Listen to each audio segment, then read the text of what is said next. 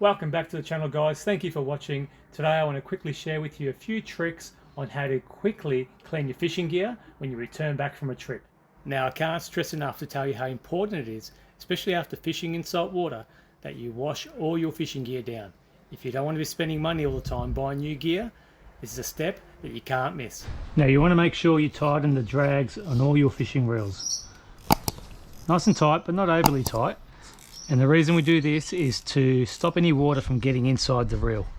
Now, if you've dropped your reel or rod in sand or in salt water, this method won't be enough. You'll have to strip your reel down and give it a more thorough clean. But this is for everyday fishing. Now grab yourself a hose, and all you want is a light mist. You don't want the hose at full bore driving any salt back into the reel. You just want to lightly wash it off.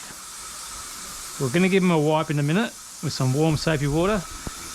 But this is just to get any salt that's dried on there, getting that off. Give it about a minute, getting all the way around your rods and reels.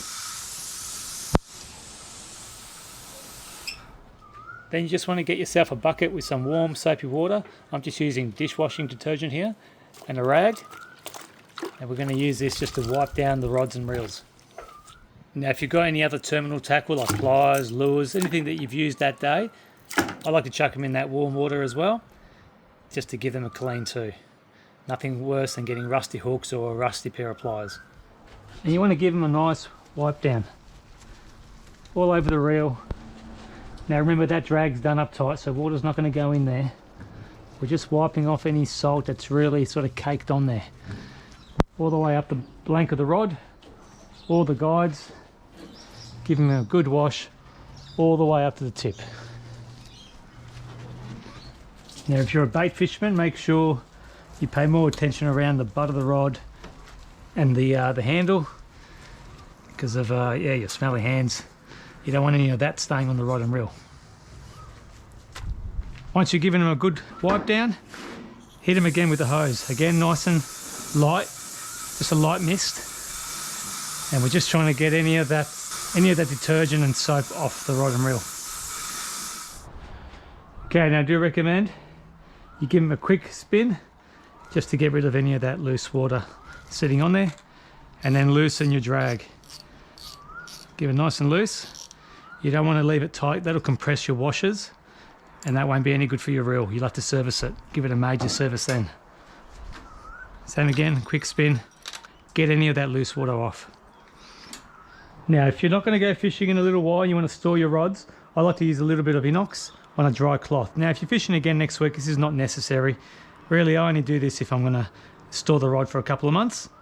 So just spray a little bit of inox onto a dry cloth and then just give it a wipe all over your rod, all the way to the tip, your guides,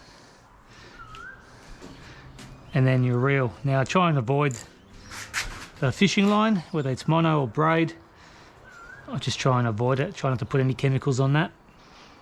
Give it a nice wipe, and there you go, that rod and reel is ready for storage and it'll be in pristine condition. Now, if I don't go fishing for 2 months, I'm not going to pick it up and find that it's corroded and seized up. Now, if you want to take it one step further, I do recommend these braided mesh rod sleeves. They're really cheap and they do a great job of protecting your fishing rods. Now, I've put a link to these in the description of this video if you want to grab yourself some. Just a matter of just sliding them on and just loop them on like that onto your reel, and they're secure. Great idea, great way to protect your gear. You know, if you're chucking them in the car or you're just keeping them in storage, these work really well. I like having them on the boat because they're banging around if it's a bit rough, and it just protects them. Well, thanks for watching, guys. I hope you got some handy tips from this video, but I can't stress enough how important it is to look after your fishing tackle. Not only is it going to save you a heap of money in the long run, but potentially could save you from losing that big fish. Guaranteed, Murphy's Law, when that big fish hits, if you don't look after your tackle, your rod or reel will fail you. So look after your tackle. Thanks for watching, everyone.